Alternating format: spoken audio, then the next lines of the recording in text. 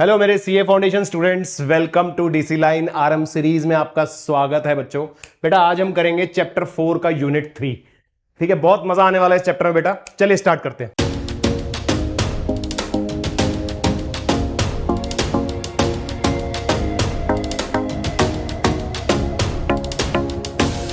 बेटा बहुत ही ज्यादा इंटरेस्टिंग चैप्टर है। देखो डिफरेंट डिफरेंट मार्केट्स के बारे में हम बात करेंगे बेटा। सबसे पहले बात करते हैं परफेक्ट मार्केट की। व्हाट इज परफेक्ट कंपटीशन या परफेक्ट मार्केट क्या होता है?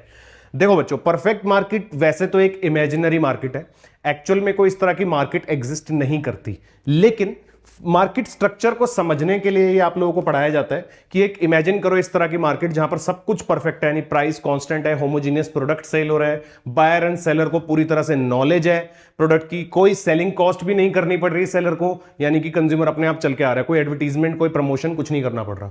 तो इस तरह की एक मार्केट। हालांकि आप कुछ ऐसी मार्केट्स देख सकते हो जो क्लोजली रिलेटेड होगी अकॉर्डिंग टू फीचर्स, पर फिर भी कोई प्योर परफेक्ट कंपटीशन नहीं होता।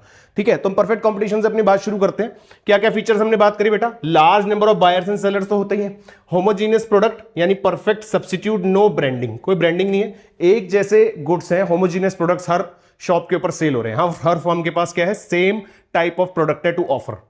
उसके बाद फ्री एंट्री एंड एग्जिट, कोई भी फर्म इजीली आ सकती है, अपना बिजनेस सेटअप कर सकती है वहां पे। परफेक्ट नॉलेज हमने बात करी, all participants know the prices and market conditions. Perfect mobility, resources भी इजीली इधर से उधर मूव कर सकते हैं, परफेक्ट मोबिल है रिसोर्सेज।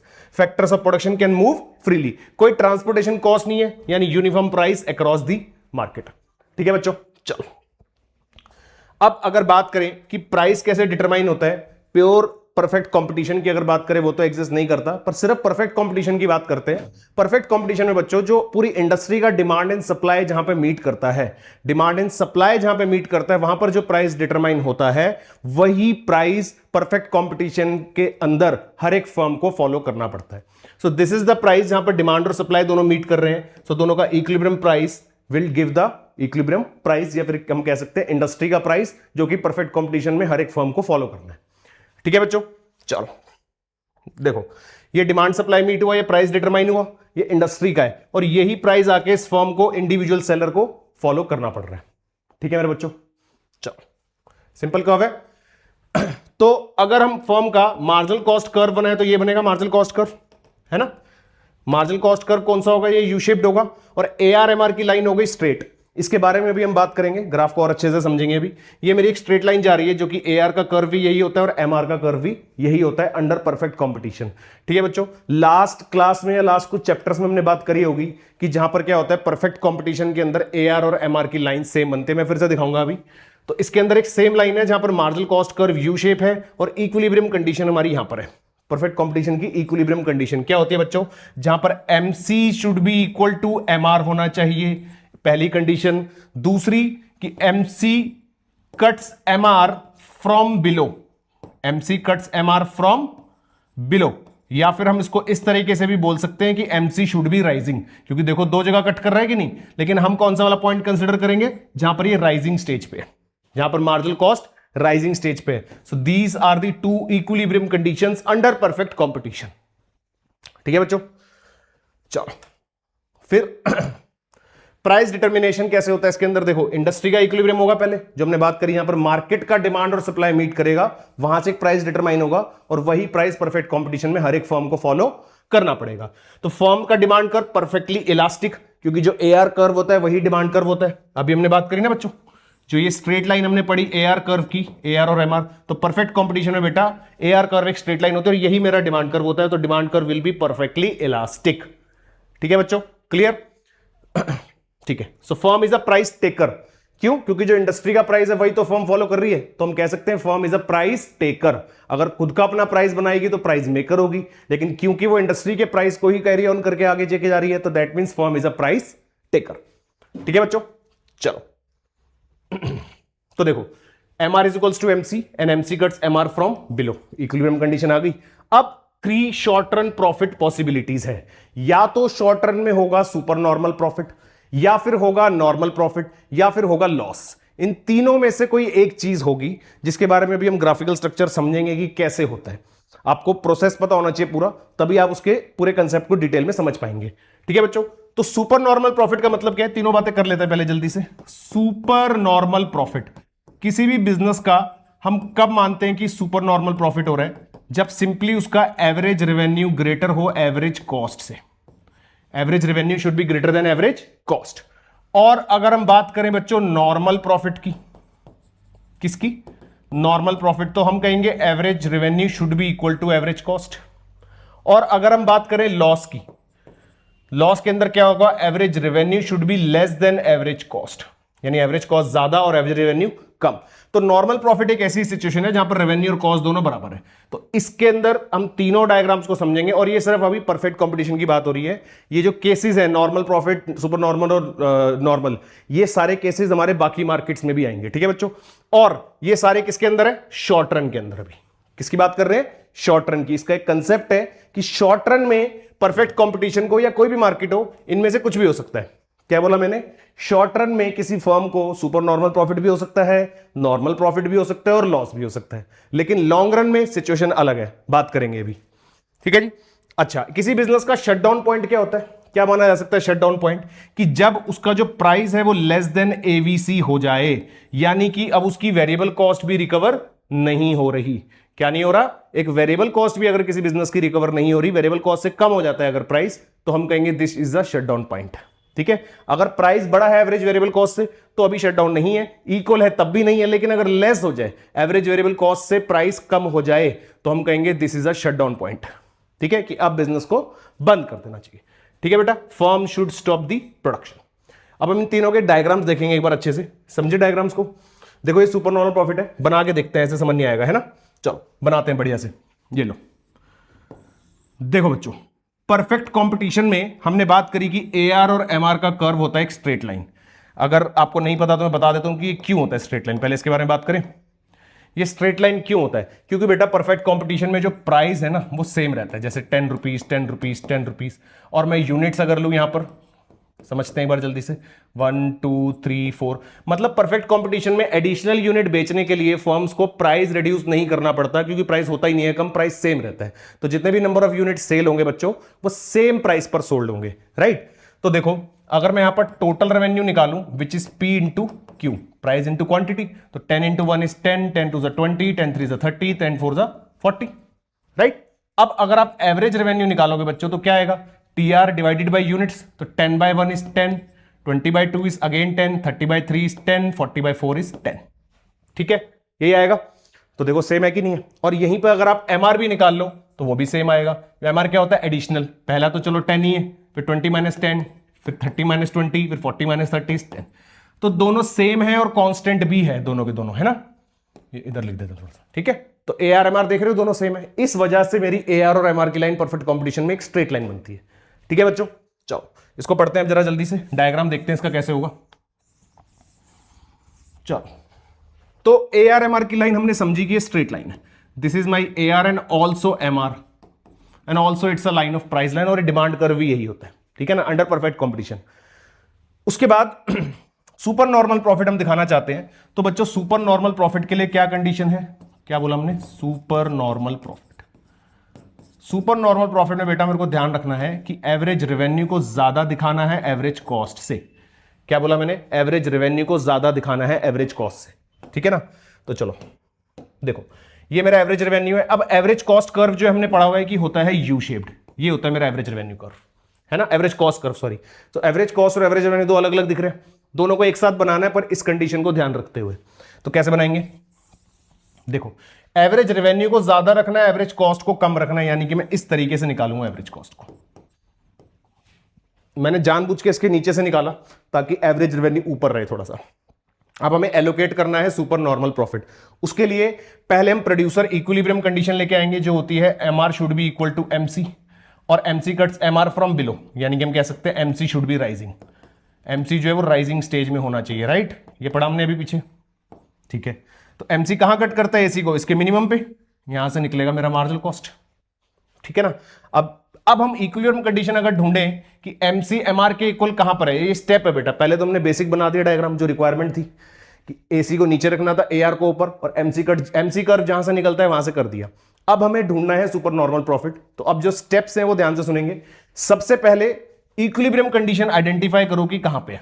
तो आपने देखा कि एमसी और एमआर इस पॉइंट पर इक्वल है, राइट, एमसी एमआर इस पॉइंट पर इक्वल है, ठीक है।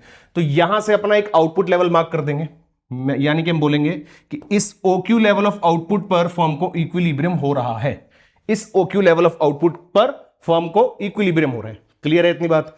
अच्छा, अब इसी इक्विलिब्रियम लेवल पर चेक करो कि ये वाला गैप कहां पे है, कि AR और AC के बीच में जो डिफरेंस हमें फाइंड आउट करना है वो कहां है। तो इसी लाइन पे हम चलते चलेंगे और हम देखेंगे कि ये मेरा AC कर्व है और यहां पर AR कर्व है। तो AR कर्व को तो ऑलरेडी कट कर रहा है, AC पे भी कर रहा है, तो यही वाला जो गैप है ना, इसको अगर हम एक बॉक्स में कन्वर्ट कर दें स्ट्रेट लाइन ड्रॉ करके, so this box will be my super normal profit. ये बॉक्स क्या होगा बच्चों? सुपर नॉर्मल प्रॉफिट होगा, यानी कि ये बॉक्स ही क्या होगा मेरा? Super normal profit. क्लियर है? स्टेप समझ आया अच्छे से?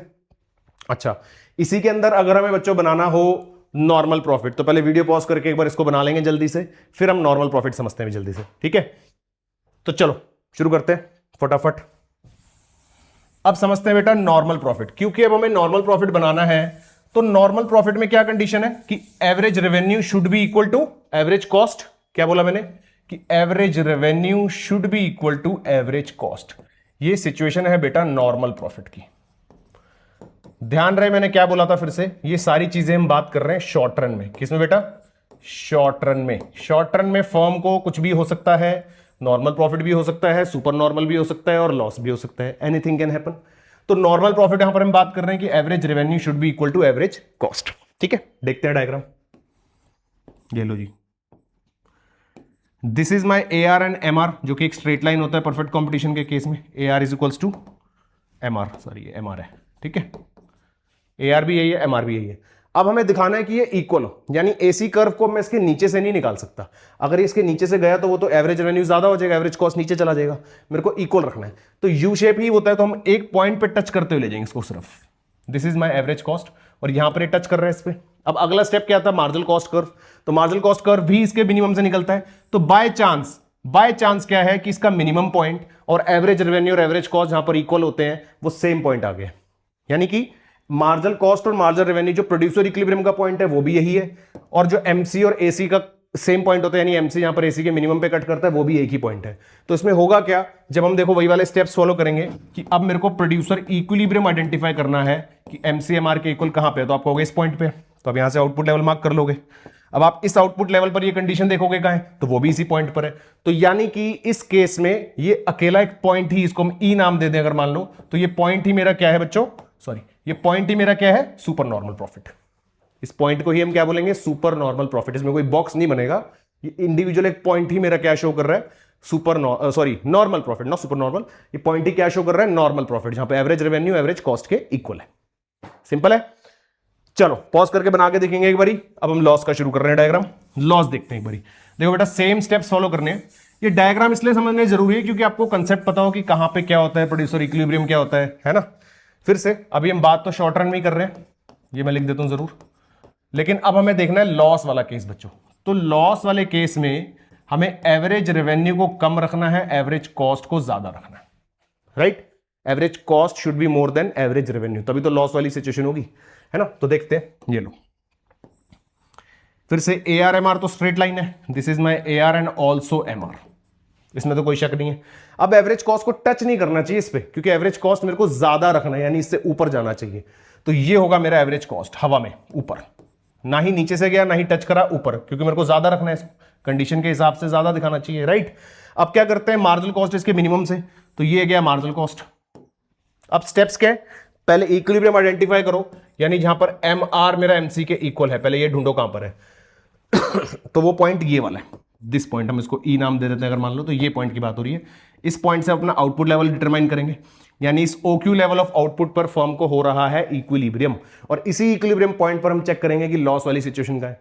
तो इसी को जब आप पीछे की तरफ एक्सटेंड करेंगे तो हमें मिल जाएगा AC वाला पॉइंट, क्योंकि AR तो ये खुद ही है, तो यहां से AC वाला पॉइंट मिल गया। इधर से अगर हम बॉक्स ड्रॉ कर दें, so this is my loss. ये क्या है बच्चों? लॉस, यहां लिख देते हैं, दिस इज माई लॉस। तीनों केसेस अच्छे से क्लियर हुए? आई होप डायग्राम्स को आपने साथ साथ बना के देखा होगा, बना के देखोगे तो बेटा ज्यादा अच्छे से समझ आएंगे, ठीक है ना? चलो आगे बढ़ते हैं। तो देखो नॉर्मल प्रॉफिट पढ़ा हमने, डायग्राम बना के देख लिया, लॉस वाला भी बना के देख लिया, अच्छे से क्लियर हो गया डायग्राम। चलो अब लॉन्ग रन की बात करते हैं। अब मेरी बात ध्यान से सुनेंगे जरा, बहुत काम की बात है कि हमने कहा कि शॉर्ट रन में कुछ भी हो सकता है। शॉर्ट रन में सुपर नॉर्मल प्रॉफिट भी हो सकता है, नॉर्मल प्रॉफिट भी हो सकता है और लॉस भी हो सकता है। लेकिन बच्चों अगर होगा लॉन्ग रन, यानी कि लंबे समय की बात करें, अगर किसी फर्म की लॉन्गर ड्यूरेशन की बात करें, तो कुछ भी हो फर्म को शॉर्ट रन में, लॉन्ग रन में तो नॉर्मल प्रॉफिट ही होगा। क्या बोला मैंने कि शॉर्ट रन में तीनों में से कुछ भी हो, लेकिन लॉन्ग रन में आके तो नॉर्मल प्रॉफिट ही होगा। समझते हैं इस बात को और अच्छे से कि मान लो शॉर्ट रन में फर्म को हो रहा है super normal profit. Short run में बिजनेस को क्या हुआ? Super normal profit. Perfect market, perfect competition की मार्केट है और वहां पर सुपर नॉर्मल प्रॉफिट हो रहा है। ठीक है, दैट मींस एवरेज रेवेन्यू जो है वो ज्यादा है एवरेज कॉस्ट से। अब क्या होगा, ऐसी मार्केट में जहां पर सुपर नॉर्मल प्रॉफिट हो रहा है, वहां पर क्या और फर्म्स अट्रैक्ट नहीं होंगी? कोई भी जब कोई नया बिजनेस ओपन करता है तो यही सोच के करता है ना कि यार ये बड़ा प्रॉफिटेबल बिजनेस है, यानी वहां पर एग्जिस्टिंग फर्म्स का प्रॉफिट कहीं ना कहीं देखता है, वो उनको ग्रो करता हुआ देखता है, राइट? तो ये इसी की बात हो रही है कि शॉर्ट रन में अगर फर्म्स को सुपर नॉर्मल प्रॉफिट होगा तो वहां पर और फर्म्स आ जाएंगी और फर्म्स के आने से उनका रेवेन्यू जो एग्जिस्टिंग फर्म्स का था वो अब शेयर होने लग जाएगा, है ना? रेवेन्यू शेयर हो जाएगा, यानी कि ओवरऑल में एवरेज रेवेन्यू कम हो जाएगा और हम कह सकते हैं कि एवरेज कॉस्ट बढ़ जाएगी। क्या बोला मैंने? देखो जल्दी से, सुपर नॉर्मल प्रॉफिट में बेटा सिचुएशन क्या होती है? एवरेज रेवेन्यू और मार्जिनल रेवेन्यू तो यही है ना? जो जरूरत का डायग्राम है खाली वो बनाएंगे, पूरा सुपर नॉर्मल प्रॉफिट नहीं दिखा रहा मैं आपको। सिचुएशन होती है ये कि एवरेज कॉस्ट नीचे होता है, इसके बाद हम एमसी निकालते हैं, फिर आउटपुट लेवल डिटरमाइन करते हैं, फिर बॉक्स बनाते हैं, राइट? वो नहीं करेंगे, हमें सिर्फ एक चीज दिखानी है कि जब लॉन्ग रन की बात हो रही है तो शॉर्ट रन वाले जो दोनों कर्व्स हैं, यानी एवरेज रेवेन्यू और एवरेज कॉस्ट, ये ऑपोजिट डायरेक्शन में मूव करने लग जाते हैं। मींस एवरेज रेवेन्यू तो होने लग जाएगा कम, एवरेज रेवेन्यू क्या होने लग जाएगा बच्चों? कम होने लग जाएगा, नीचे आ गया, और एवरेज कॉस्ट जो है वो बढ़ने लग जाएगा। तो जब एवरेज कॉस्ट बढ़ने लग जाएगा तो वो उसके क्या हो जाएगा? टेंजेंट, यानी एक पॉइंट ऐसा आ जाएगा कि ये इसके टेंजेंट हो जाएगा। बच्चों बात समझ आई क्या हुआ?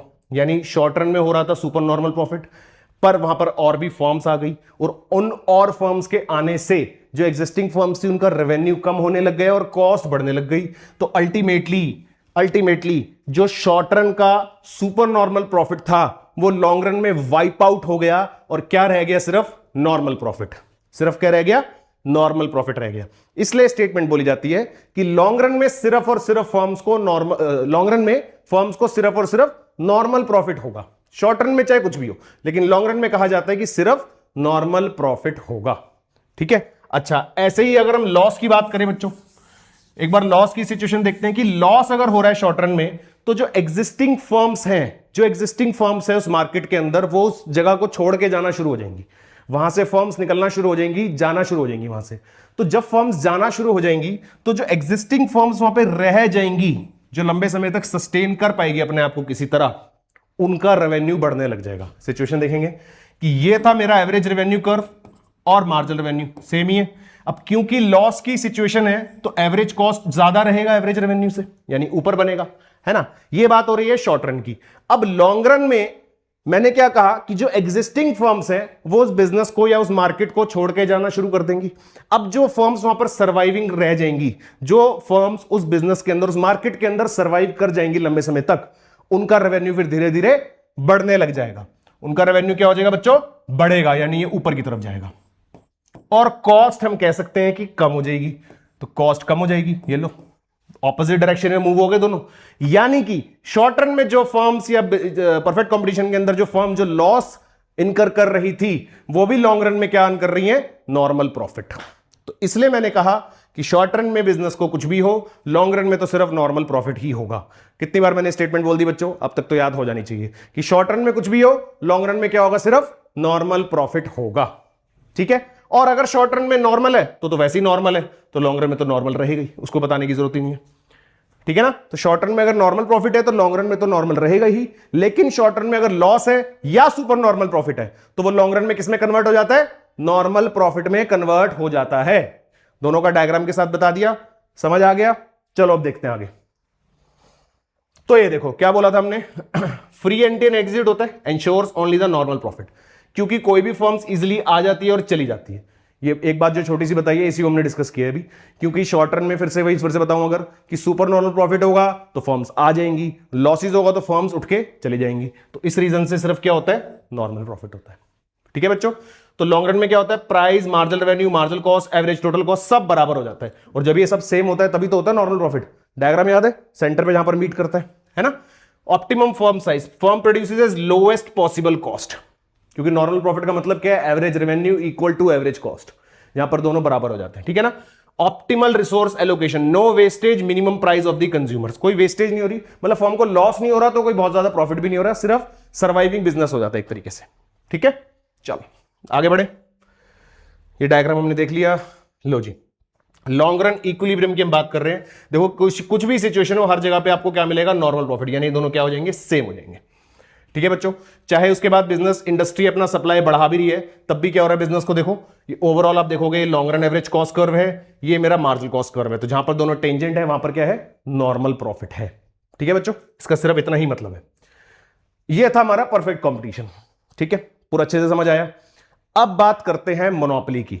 मोनोपोली मतलब सिंगल सेलर, जिसका कोई कॉम्पिटिटर नहीं है, कोई लड़ने वाला नहीं है उसके साथ, कोई उसके साथ कंपटीशन में उतरने को तैयार नहीं है। जब भी मोनोपोली का नाम आए, आपके माइंड में सबसे पहले आना चाहिए इंडियन रेलवे, जो कि बेस्ट एग्जांपल है इसका। Indian railway is the best example for monopoly, क्योंकि उसके कंपटीशन में कोई है ही नहीं, ना ही कोई आ सकता है कि नहीं। मोनोपोली मतलब आप कोई ऐसी चीज सेल कर रहे हो, ऐसी कंडीशंस में सेल कर रहे हो, या फिर कोई ऐसी चीज सेल कर रहे हो कि जिसको कोई और आपके कंपटीशन में आके सेल कर ही नहीं सकता।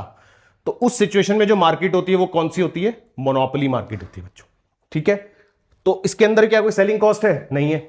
इसके अंदर एक बहुत इंपॉर्टेंट टर्म आती है बच्चों, प्राइस डिस्क्रिमिनेशन। क्या बोला मैंने, प्राइस डिस्क्रिमिनेशन, जिसको हम अभी डिटेल में डेफिनेटली डिस्कस करेंगे। डिस्क्रिमिनेशन, ठीक है, मतलब कि यहां पर सेलर अलग अलग प्राइस भी चार्ज कर सकता है अलग अलग बायर से, depending on the different situations. Different buyer से डिफरेंट प्राइसेस भी चार्ज हो सकते हैं। इंडियन रेलवे में ऐसा होता है कि नहीं, अगर आप लोगों ने देखा हो, जब डिमांड हाई होती है तो प्राइसेस भी हाई हो जाते हैं, है कि नहीं। सिचुएशन के हिसाब से प्राइसेस फ्लक्चुएट करते हैं। तो ये मोनोपोली की एक पावर है, इसको बोलते हैं मोनोपोली पावर। और क्या क्या देखते हैं बच्चों, चलो। सिंगल सेलर है, नो कंपटीशन, फर्म ही इंडस्ट्री है अपने आप में, जो फर्म है वो खुद ही इंडस्ट्री है, कोई और कंपटीटर है ही नहीं, एक ही फर्म है और वही इंडस्ट्री है। नो क्लोज सब्स्टिट्यूट, कोई टकरने वाला है ही नहीं उसके साथ, अकेला। Cross elasticity of demand is zero, जो क्योंकि है ही नहीं कोई सब्स्टिट्यूट, तो क्रॉस इलास्टिसिटी की बात ही कहां से आएगी, इसलिए जीरो। कोई फर्म इजिली एंटर नहीं कर सकती इसके कंपटीशन में। स्ट्रॉन्ग लीगल, इकोनॉमिक और स्ट्रेटेजिक बैरियर होता है, जिससे कि कोई नई फर्म एंटर कर ही नहीं पाती। इंडियन रेलवे को माइंड में रखा हुआ है, सारे पॉइंट समझ आएंगे। प्राइस मेकर होती है, परफेक्ट कंपटीशन क्या था, प्राइस टेकर, जो इंडस्ट्री का प्राइस है वो हम फॉलो कर लेंगे। लेकिन मोनोपोली तो अकेला है, तो he is a price maker, वो अपना प्राइस खुद बनाते हैं, ठीक है जी। प्राइस मेकर है, can set the price above their marginal cost also. Downward sloping demand curve होता है इनका, must lower the price to sell more, ठीक है। इनको भी sometimes as compare to monopolistic कम होता है, लेकिन फिर भी इनका डिमांड कर्व क्या है, डाउनवर्ड स्लोपिंग है। परफेक्टली इनइलास्टिक नहीं कह सकते, पर इलास्टिसिटी कम होती है, पर होता तो डाउनवर्ड स्लोपिंग है। डाउनवर्ड स्लोपिंग का मतलब ये है कि प्राइसेस को कई बार इनको ज्यादा सेल करने के लिए प्राइस कम करने पड़ जाते हैं, तो इसलिए डाउनवर्ड स्लोपिंग तो होता है। अब अगर आप इसको मोनोपोलिस्टिक से कंपेयर करोगे तो उसमें तो ज्यादा इलास्टिसिटी होती है, इसमें इलास्टिसिटी कम होती है, यानी कि कंज्यूमर के पास जो कोई क्लोज सब्स्टिट्यूट नहीं है, इस बात का बेनिफिट लेते हैं। और प्राइसेस का इनको पता है कि थोड़ा बहुत भी फ्लक्चुएशन, मतलब ज्यादा फ्लक्चुएशन भी इजिली कर सकते हैं, क्योंकि इनको पता है कंज्यूमर की डिमांड क्या है, इनइलास्टिक है। मोनोपोली मार्केट में कंज्यूमर की डिमांड इनइलास्टिक होती है, ठीक है। लेकिन डाउनवर्ड स्लोपिंग तो फिर भी होता है, यानी इसको समटाइम्स प्राइस कम करना पड़ता है टू सेल मोर, ठीक है। चलो, now how do monopolies arise, important question. Monopolies कैसे अराइज हो जाती है, कि ऐसी कौन सी अचानक से पावर किसी को मिल जाती है कि वो मोनोपोली बन जाती है। तो क्या क्या है बच्चों, control over the scarce resource, कोई ऐसी चीज उनको मिल जाती है, कोई इनपुट या कोई स्केर्स रिसोर्स जिसका कंट्रोल उनके पास आ जाता है, जिसकी वजह से एक मोनोपोली का रूप ले लेते हैं। या फिर पेटेंट एंड कॉपीराइट्स, कुछ ऐसे पेटेंट्स, पेटेंट समझते हो, कोई इन्वेंशन के ऊपर होता है। कॉपीराइट होता है जब आप कोई क्या कहते हैं, कोई आर्टिस्टिक या कोई ऐसी चीजों में आप इन्वेंशन करते हो अपने, या कॉन्ट्रीब्यूशन देते हो, तो वहां पर कॉपीराइट होता है। कोई इन्वेंशन से रिलेटेड इन्वेंशन इनोवेशन चीजें हैं, तो वहां पर पेटेंट होता है। तो कोई ऐसा पेटेंट आपको मिल जाता है। या फिर गवर्नमेंट के कोई ग्रांट्स होते हैं, लाइक पब्लिक यूटिलिटीज, उसकी वजह से मोनोपोली बन सकती है। ये large economy of scale, natural monopoly, sometime कुछ केस ऐसे होते हैं कि नेचुरली मोनोपोली बन जाती है, लार्ज इकोनॉमीज ऑफ स्केल की वजह से, कि कोई और उतने लार्ज स्केल पर उस काम को कर ही नहीं सकता। अब इंडियन रेलवे जो रेलवे ट्रैक्स है ऑल ओवर इंडिया बने हुए, क्या कोई बना सकता है, नहीं, है ना। हाई स्टार्टअप कॉस्ट, इतनी ज्यादा हाई स्टार्टअप कॉस्ट है कि कोई और कंपटीशन में आ ही नहीं सकता, इस रीजन से मोनोपोली। या एंटी कॉम्पिटिटिव प्रैक्टिसेस, कुछ ऐसी प्रैक्टिसेस होती हैं कि जहां पर कोई कंपटीशन अलाउड ही नहीं है, कोई कंपटीशन कर ही नहीं सकता। ठीक है बच्चों, चलो डाउनवर्ड स्लोपिंग डिमांड कर्व की बात करी थी हमने, इसमें एआर जो है वो ज्यादा होता है, एमआर हमारा कम होता है एआर के नीचे। ठीक है ना, marginal revenue will be less than AR, दोनों डाउनवर्ड स्लोपिंग रहेंगे, लेकिन rate of decrease of MR जो है बच्चों वो एआर से ज्यादा होगा ऑलवेज। क्या बोला मैंने, rate of decrease of MR will be more than rate of decrease of AR. ठीक है, इसलिए एमआर कर्व इसके नीचे होता है और एक पॉइंट के बाद नेगेटिव भी जाता है। ठीक है ना, ये हमने टोटल रेवेन्यू मार्जिनल रेवेन्यू वाले कंसेप्ट करे थे, उसमें मैंने आपको दिखाया था कि टोटल रेवेन्यू एक पॉइंट के बाद क्या होता है, फॉल होता है, और वहां से हमारा मार्जिनल रेवेन्यू नेगेटिव हो जाता है ना। चलो आगे बढ़े, नेक्स्ट है एवरेज रेवेन्यू, तो प्राइस के इक्वल रहेगी, ये ऑलवेज इक्वल है। ये बार दिखा दूं आपको कैसे, आप टोटल रेवेन्यू को क्या लिखते हैं, is equals to price into quantity लिखते हैं, है ना, और एवरेज रेवेन्यू क्या होता है, will be equal to total revenue divided by quantity, इसमें फॉर्मूला पुट कर दो, P into quantity divided by quantity, तो कैंसिल हो गया। तो एवरेज रेवेन्यू तो आपका हमेशा प्राइस के इक्वल है, तो मैंने फॉर्मूला से बताया, पर लॉजिकली भी आप देखेंगे तो पर यूनिट का प्राइस जो नंबर ऑफ यूनिट सेल करने पर टोटल प्राइस टोटल रेवेन्यू होता है, उसे डिवाइड करेंगे तो वो उसी यूनिट का प्राइस ही आएगा हमेशा, तो इसलिए average revenue will always be equal to price. ठीक है बच्चों, हाँ तो क्या पढ़ा हमने, डाउनवर्ड स्लोपिंग होता है मार्केट डिमांड कर्व, तो एवरेज रेवेन्यू एक तो प्राइस के इक्वल तो है ही, और वही हमारा डिमांड कर्व भी है, और marginal revenue will be less than AR, अभी दिखाया था। Also downward sloping lies below the AR, याद रखिए वाली बात कि एवरेज रेवेन्यू के नीचे बनता है एमआर, उसका रेट ऑफ डिक्रीज ज्यादा होता है as compare to average revenue. Relationship अगर बात करें, marginal curve is twice as steep, ये मैंने बोला आपको भी, स्टीपनेस उसकी ज्यादा होती है as AR curve. MR can be zero और नेगेटिव, पर क्या एआर नेगेटिव या जीरो हो सकता है, नहीं, पर मार्जिनल रेवेन्यू जीरो भी हो सकता है और नेगेटिव भी हो सकता है। ठीक है बच्चों, चलो शॉर्ट टर्म इक्विलिब्रियम कंडीशन फिर से वही, MC is equals to MR and MC cuts MR from below, या फिर इसको एक और स्टेटमेंट मैंने क्या बोला कि एमसी शुड बी राइजिंग, दोनों में से कुछ भी लिख सकते हैं। आउटपुट क्या है, determined when where is this equal to this found on AR curve. ये लो जी, ये डायग्राम। अब जो हमने डायग्राम पढ़े थे super normal profit, normal profit और लॉस, वो इस केस में भी आएंगे। ठीक है बच्चों, देखते हैं आगे।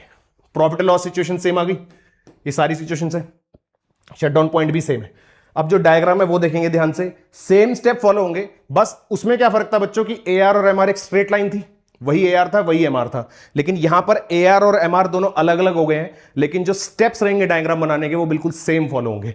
देखो कैसे, फटाफट आओ जी करते हैं शुरू। सबसे पहले हम बात कर रहे हैं, देखो हम बेटा अभी भी हम शॉर्ट रन की बात कर रहे हैं, पहले शॉर्ट रन में मोनोपोली की बात कर रहे हैं, किसमें बेटा, शॉर्ट रन में, क्योंकि शॉर्ट रन में ही तीनों चीजें हो सकती हैं। लॉन्ग रन में क्या होता है, लॉन्ग रन में सिर्फ और सिर्फ नॉर्मल प्रॉफिट होगा, फर्म कोई भी हो, लेकिन लॉन्ग रन में जब हम बात करते हैं तो लॉन्ग रन में ना ही सुपर नॉर्मल होगा ना ही लॉस होगा, लॉन्ग रन में क्या होगा, सिर्फ नॉर्मल प्रॉफिट। ये जब हम तीनों केस की बात करते हैं ये सिर्फ किस में होता है बच्चों, शॉर्ट रन में। ठीक है ना, चलो तो मोनोपोली की बात करते हैं। अब देखो ध्यान से, क्योंकि हम बनाने जा रहे हैं सुपर नॉर्मल प्रॉफिट, किसी बच्चे को लगता है कि वो कंसेप्ट को समझ गया है और बना सकता है, तो प्लीज बेटा वीडियो पॉज करके एक बार ट्राई जरूर करेंगे। ठीक है ना, उससे आपको बढ़िया समझ आएगा। मेरे को एवरेज रेवेन्यू को ज्यादा रखना है एवरेज कॉस्ट से, ये सुपर नॉर्मल प्रॉफिट की कंडीशन है।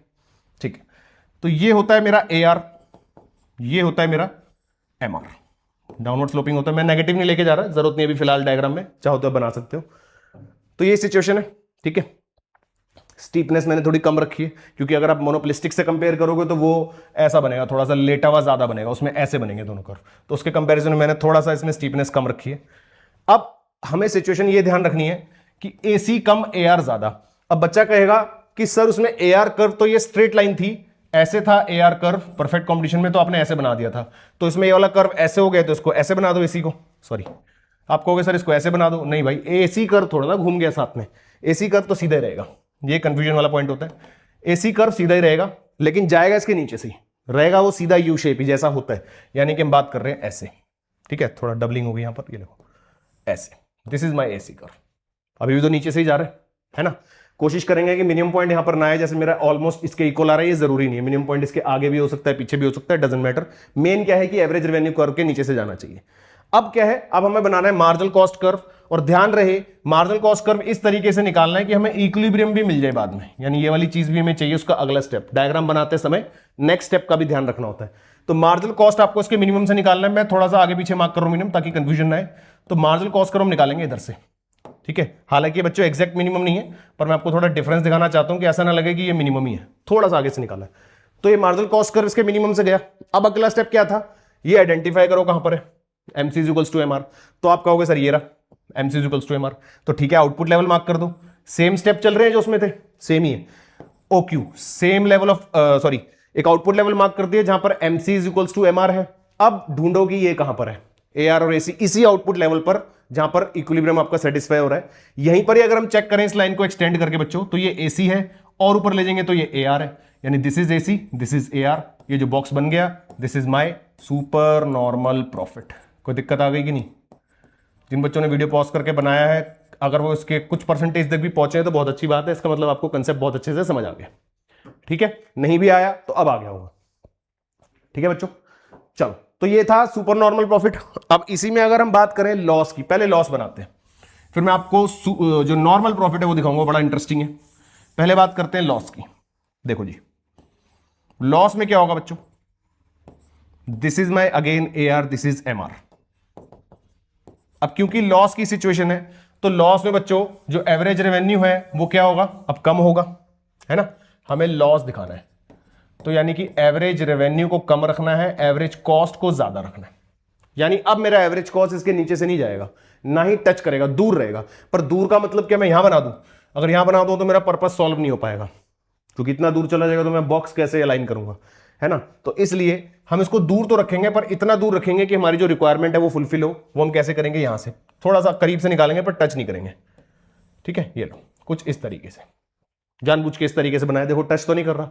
अब अगला स्टेप क्या है, इसके मिनिमम से MC निकालना। पर ध्यान रहे माइंड में कि आपको इक्विलिब्रियम भी चाहिए और वो इक्विलिब्रियम के बाद का स्टेप भी पता होना चाहिए, तभी आप समझ पाएंगे।